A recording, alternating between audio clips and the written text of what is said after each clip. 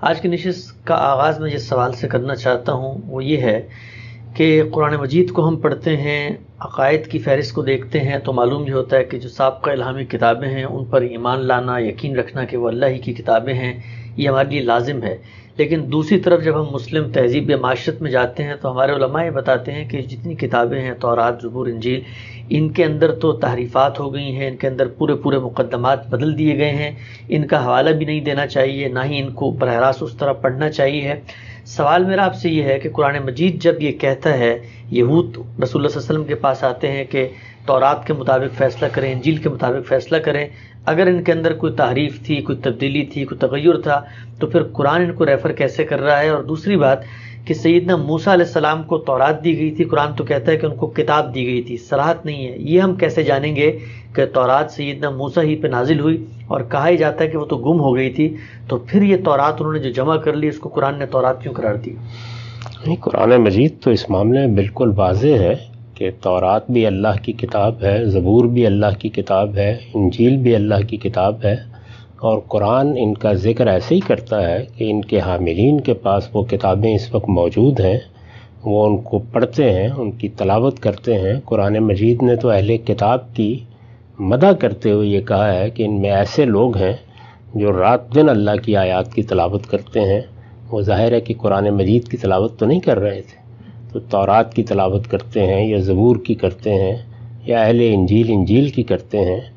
قرآن مجید تورات کے حوالے دیتا ہے، اس کا ذکر کرتا ہے، اور بعض موقعوں پر یہ کہتا ہے کہ یہ بات ہم نے واضح کرتی ہے، اور اگر تم اس معاملے میں سچے ہو تو فاتو بالتورات، جاؤ تورات لاؤ اور دیکھو۔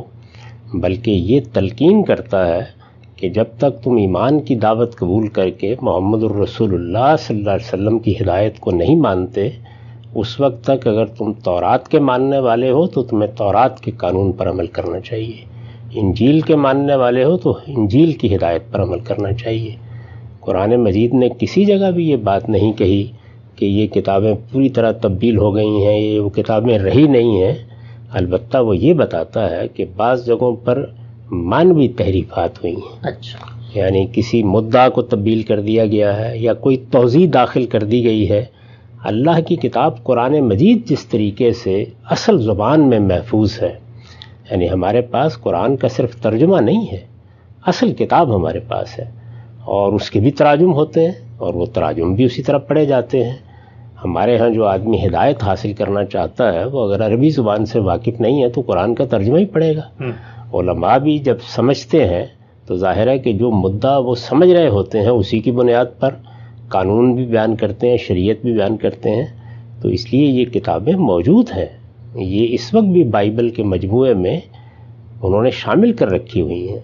ان کی ایک تاریخ ہے جس کے نتیجے میں آج یہ بات نہیں کہی جا سکتی کہ ان کا اصل متن ہمارے پاس موجود ہے۔ تو جو بات کہنی چاہیے وہ یہ بات ہے، اصل متن کے بارے میں کوئی بات نہیں کہی جا سکتی۔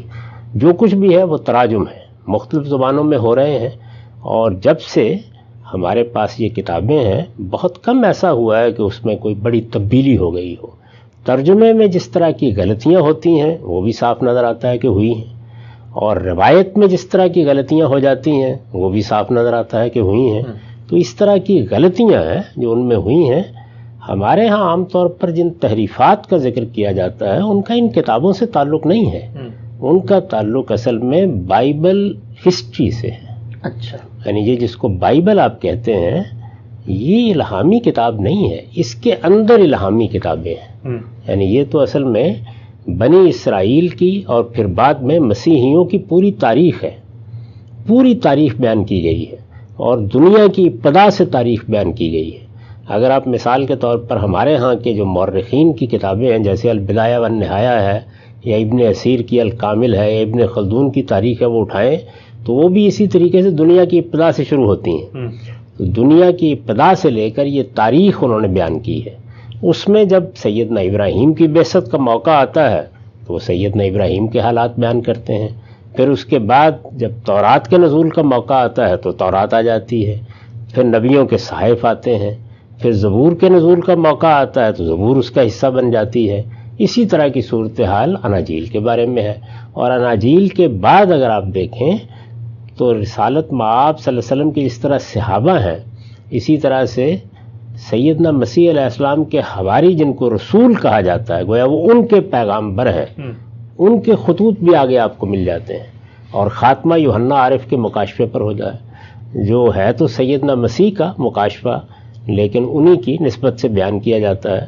تو یہ ساری تاریخ ہے، اس میں واقعات بیان ہوئے ہیں اس تاریخی کتاب میں. وہ تاریخی کتاب سیدنا لوط کا واقعہ بیان کرتی ہے، سیدنا نوح کا واقعہ بیان کرتی ہے، اس میں بعض کبھی چیزیں بھی ہیں. اور اسی طرح جو تاریخی حصہ ہے جیسے سلاطین ہے، جیسے سمول ہے، اس میں بھی بعض چیزیں بالکل خلاف عقل معلوم ہوتی ہیں. وہ چیزیں ہیں جن کا ذکر عام طور پہ لوگ کرتے ہیں. تورات کو آپ پڑھیے، زبور کو پڑھیے، انجیل کو پڑھیے، ایمان تازہ ہو جاتا ہے. ان کی دعوت، ان کا پیغام وہی ہے. بعض جگہوں پر البتہ توضیحی حواشی اصل متن کا حصہ بن گئے ہیں. تو یہ چیزیں ہیں.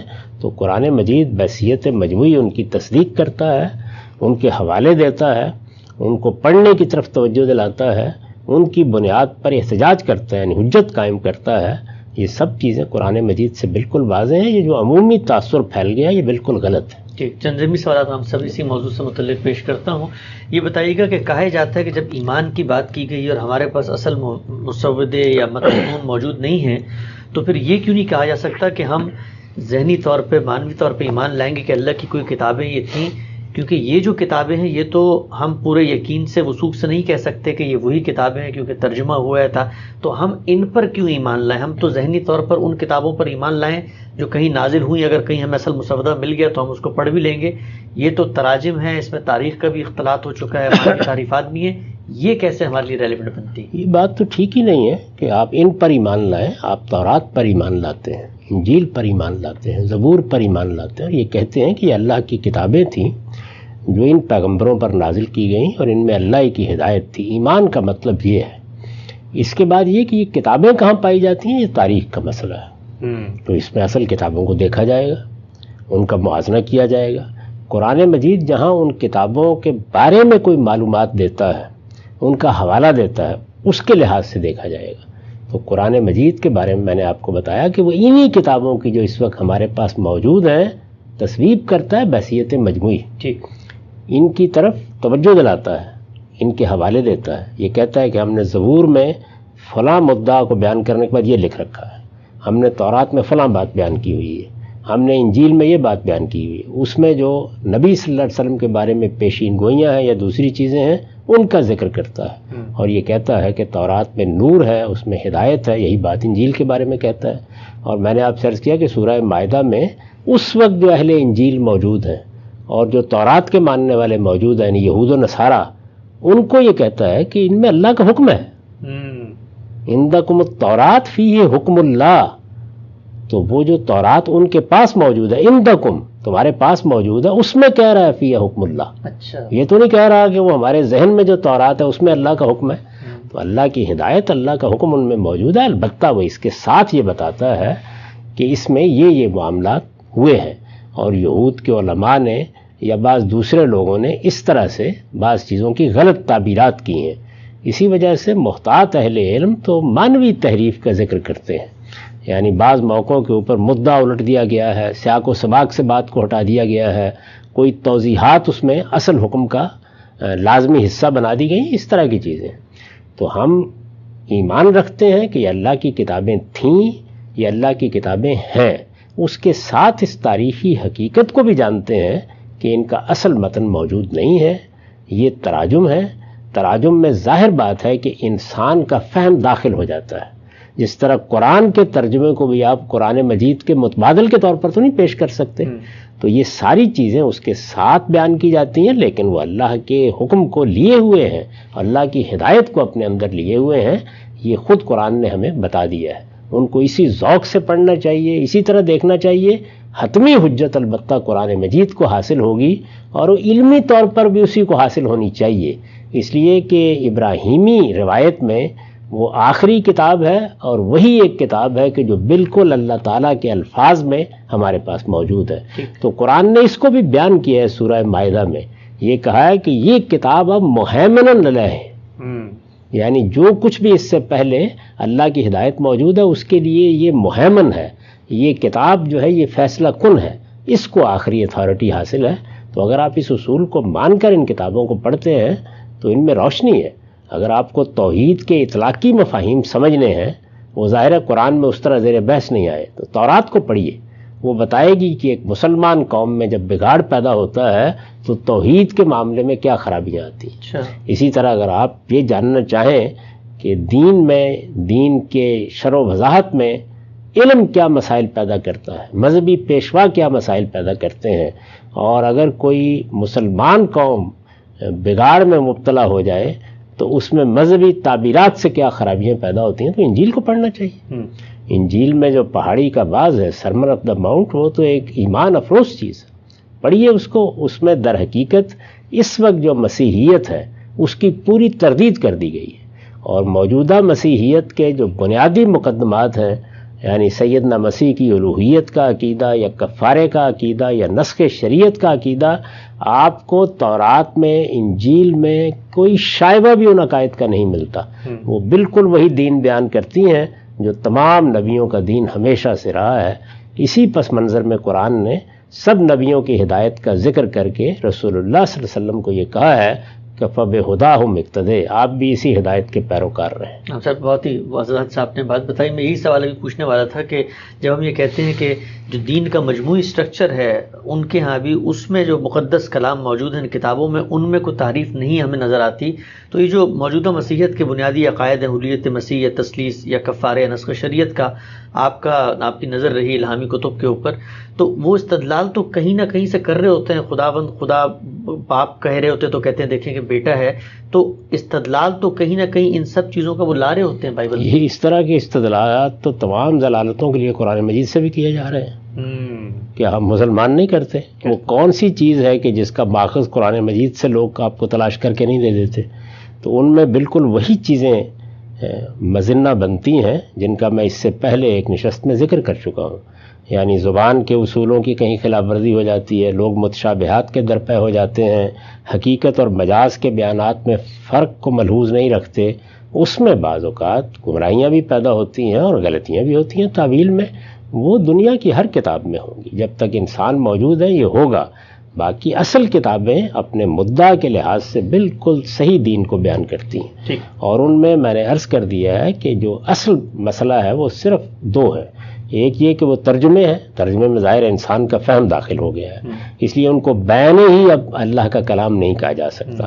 اور دوسری چیز کیا ہے؟ دوسری چیز یہ ہے کہ بعض جگہوں پر ترجمے میں اور بعض جگہوں پر کسی چیز کو بیان کرنے میں توضیحات، تشریحات یہ داخل ہو گئی ہیں۔ ہم دیکھیے قرآن مجید کا ترجمہ کرتے ہیں تو اپنے فہم کے لحاظ سے بعض اوقات قوسین میں کسی چیز کا اضافہ کر دیتے ہیں، تو اگر ان کو ہٹا دیا جائے تو وہ اصل کلام کا حصہ بن جائے گا۔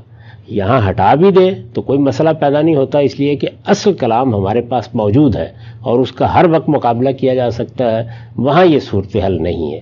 تو یہ مسائل ہیں جو ان کتابوں کے یہاں پیدا ہوئے ہیں، باقی استدلال تو ہر ضلالت کے لیے کیا ہی جاتا ہے۔ ٹھیک ہے صاحب، آخری سوال اس موضوع سے متعلق یہ مجھے بتائیے گا، ایک عملی مثال ذہن میں آ رہی تھی، مولانا فلاحی نے کتاب بھی لکھی ذبیح کون کے عنوان سے، کہ ترجمہ کیا مولانا اصلاحی نے ان کا الرائے صحیح کے بارے میں، تو یہ بتائیے گا کہ جو اگر کوئی غلطی ہو گئی ہے بائبل میں اور اس کے ترجمے میں، اور ہم یہ جانتے ہیں کہ جیسے ان کو بنی اسماعیل کے ساتھ ایک خاص قسم کی ایک پرخاش تھی جس کی وجہ سے کافی چیزیں انہوں نے تحریف کی ہیں تاریخی معاملات میں بھی، تو ان کو درست کرنا یا ان کو پکڑنا یا ان کی صحیح توجیہ کرنا یہ بھی ممکن ہے؟ اس مثال کے ذریعے میں بتائیے گا کہ مولانا فراہی نے خود بائبل سے بتایا کہ اکلوتے بیٹے کی جو بات کی گئی عیسیٰ کے، تو ممکن نہیں تاریخی لحاظ سے، تو ان غلطیوں کو پکڑا بھی جا سکتا ہے؟ یہ سیدنا اسماعیل کے ذبیح ہونے کا واقعہ، سیدنا ابراہیم کے مکے کو آباد کرنے کا واقعہ، اسی طریقے سے وہ سب مباحث جن کا تعلق رسالت مآب صلی اللہ علیہ وسلم کے خاندان یا آپ کی بعثت سے ہے،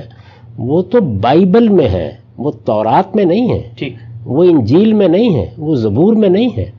یعنی یہ جو بحث ہے جس کا آپ نے حوالہ دیا، جس پر امام فرائی نے کتاب لکھی ہے کہ ذبیح اسماعیل تھے علیہ السلام یا اسحاق تھے، یہ تورات کی بحث نہیں ہے، یہ زبور اور انجیل کی بحث نہیں ہے، یہ انبیاء کے صحائف میں بھی نہیں ہے۔ میں نے اس سے پہلے عرض کیا کہ بائبل اصل میں ایک مجموعہ ہے، جیسے ہمارے ہاں تاریخ کی کتابیں ہیں ویسے ہی تاریخ کی کتاب ہے۔ انہوں نے اس تاریخ کی کتاب کے اندر اس کے مقام پر یہ کتابیں بھی رکھ دی ہیں. تو اس کے اندر تورات ہے کوئی 70-80 صفحے کی، اس کے اندر انجیل ہے کوئی 50-60 صفحے کی. یہ پوری کی پوری 1500-1600 صفحے کی کتاب اصلاً تاریخ ہے ان کی.